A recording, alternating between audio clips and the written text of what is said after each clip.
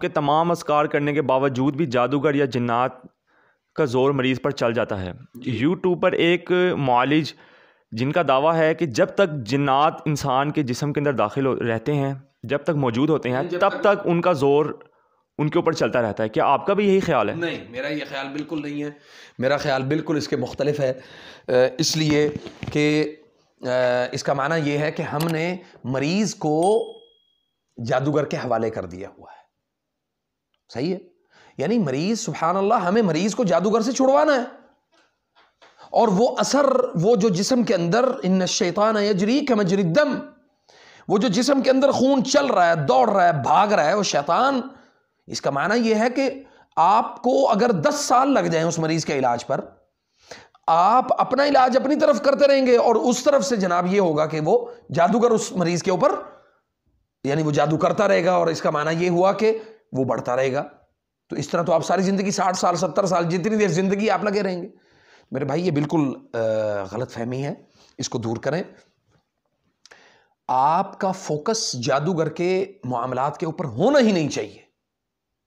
جادوگر جو بھی کرتا ہے وہ کرتا رہے، لیکن آپ اپنی طرف سے، مثال کے طور پہ اگر کوئی بیماری پیدا ہو جاتی ہے جسم میں، تو آپ کیا کرتے ہیں؟ اس بیماری کو مطلب اس کو کنجکٹ کرتے ہیں، اس کو جمع کرتے ہیں اور جسم سے باہر نکالتے ہیں۔ آپ اپنی طرف سے یہ کوشش اپنی جاری رکھیں کہ مجھے جو علاج ہے بالقرآن والسنہ اس کو مکمل کرنا ہے، اور اس علاج کے اوپر مجھے ہمیشگی اختیار کرنی ہے، توکل علی اللہ رکھنا ہے۔ یعنی علاج کے جو بنیادی 3 یا 4 اصول جو ہیں ان کو اپنے ذہن میں رکھیں۔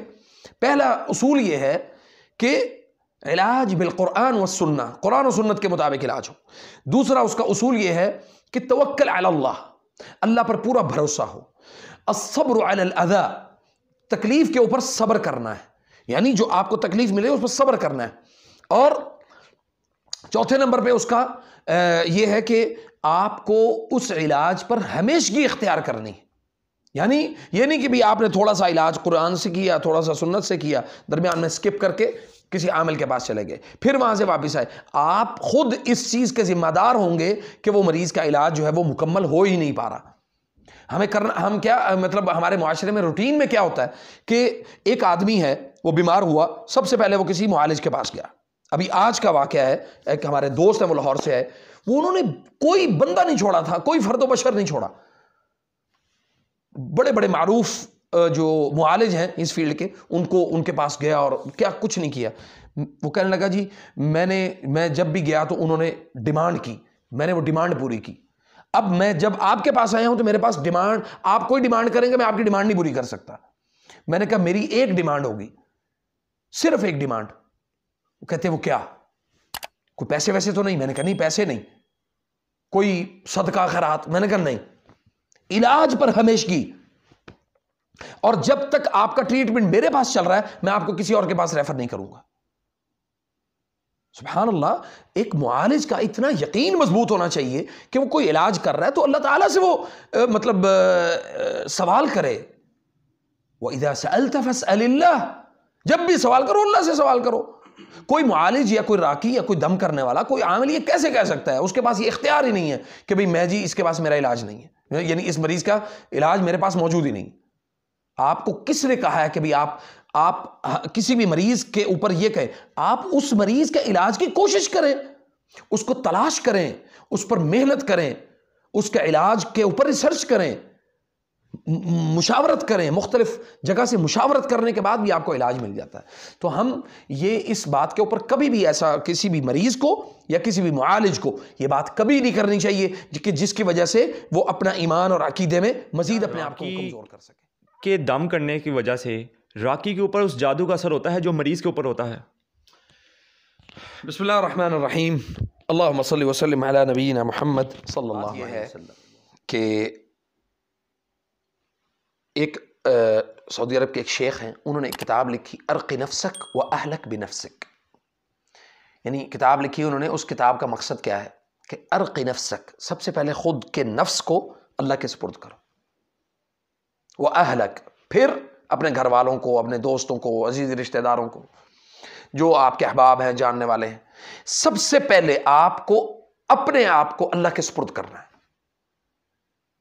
اور پھر اس کے بعد جو ہے وہ آپ نے کسی کا علاج کرنا ہے۔ ہوتا کیا ہے کہ کوئی راقی دم کرنے والا ہے، اگر وہ مثال کے طور پہ جسٹ وہ صرف اتنا کر لیتا ہے کہ جی اپنے اوپر دم کر لیا، اور دم کرنے کے بعد اپنے آپ کو اللہ کے سپرد کر دیا، یقیناً انشاءاللہ اس کا یقین کامل ہے تو اس نے اپنے آپ کو اللہ کے سپرد کر دی، لیکن اس سے زیادہ ضروری اور اس کے ساتھ ساتھ ضروری، زیادہ تو نہیں میں کہہ سکتا، اس کے ساتھ ضروری جو اوامر ہیں کچھ، اس کو نوٹ کر لیں۔ پہلے نمبر پہ کسی بھی مریض کے علاج، یعنی مریض کو علاج کرنے سے پہلے اس کے یعنی اکثر معالج یہ کرتے ہیں کہ ان کے سر پہ ہاتھ رکھتے ہیں، کبھی بھی فرسٹ پرائورٹی میں اس مریض کے سر پہ ہاتھ نہ رکھا جائے، نمبر 1۔ نمبر 2، اس مریض کے جسم کو یعنی ٹچ نہیں کرنا چاہیے۔ نمبر 3، اس مریض کا جو اثر ہے، اگر آپ یہ کام نہیں کرتے تو اس مریض کا جو جسم کا اثر ہے، جیسے مس الشیطان والا معاملہ ہے نا، اسی طرح وہ جو اثر ہے وہ آپ کے جسم کی طرف بھی منتقل ہو سکتا ہے۔ اس کے ساتھ جو اس کے نقصانات ہیں وہ کیا ہوتے ہیں؟ سب سے پہلے معالج راقی اعصابی طور پہ تھک جاتا ہے، ذہنی طور پہ تھک جاتا ہے، اس کو وسوسے، رقیہ کے دوران وسوسے آنا شروع ہو جاتے ہیں، اس کو یہ بہکایا پھسلایا اور ڈی ٹریک کیا جاتا ہے کہ تو اس کا علاج نہیں کر سکتا، تو اس کو ٹھیک نہیں کر سکتا، تیرے بس کا کام نہیں ہے۔ اور پھر راقی اسی دوران مختلف فتنوں میں جو ہے نا وہ مبتلا ہو جاتا ہے۔ مثال کے طور پہ پہلا فتنہ یہ ہے کہ اگر کوئی خاتون ہے تو اس کو یہ دماغ میں اس دوران، رقیہ کے دوران یہ وسوسہ ڈالا جاتا ہے کہ اس کے جسم کو ٹچ کرو، ارادی طور پہ، غیر ارادی نہیں۔ ایک ہے کہ جسم کے یعنی کسی مریض کے اندر حاضری ہو گئی اور آپ نے اس کا مطلب بازو سے پکڑ لیا، یا پھر بھی آپ نے کوئی گلوز پہنے ہوئے ہیں اپنا کوئی۔ اب ہوا یہ کہ جب میں سٹارٹ میں 2007 میں 2007 میں جب میں اس فیلڈ میں آیا تو مجھے مطلب اس وقت جو میرے استاد ہیں شیخ محمد علی دغریری، انہوں نے مجھے مطلب مختلف چیزوں کے اوپر کہا اور میں نے وہ چیزیں دماغ سے سکپ کر دیں یا ہو گئیں۔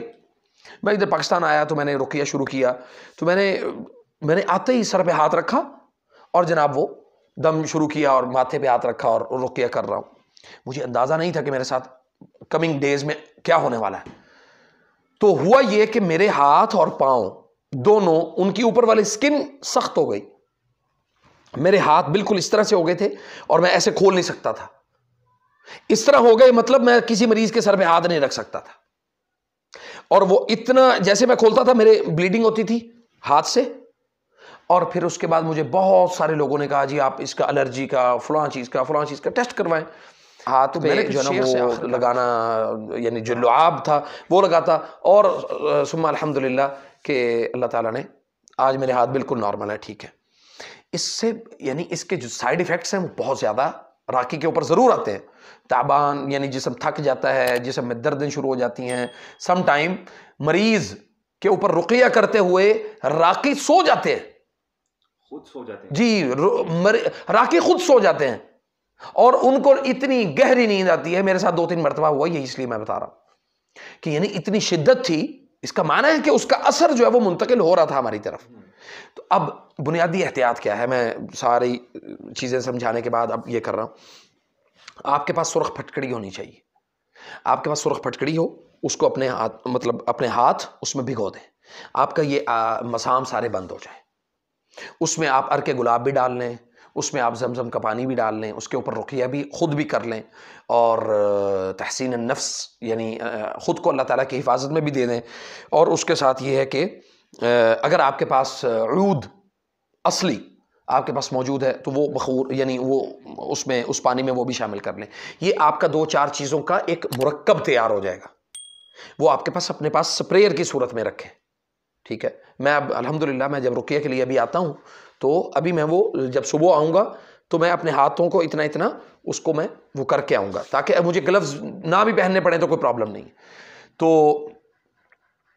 یعنی بنیادی احتیاط یہ ہے کہ راقی اپنے ہاتھ کو مریض کے جسم کو ٹچ کرنے سے روک کے رکھے، الا کہ وہ یہ مرکب اپنے ہاتھوں کو لگا لے اور پھر اس کے بعد وہ آ جائے۔ جزاک اللہ خیر۔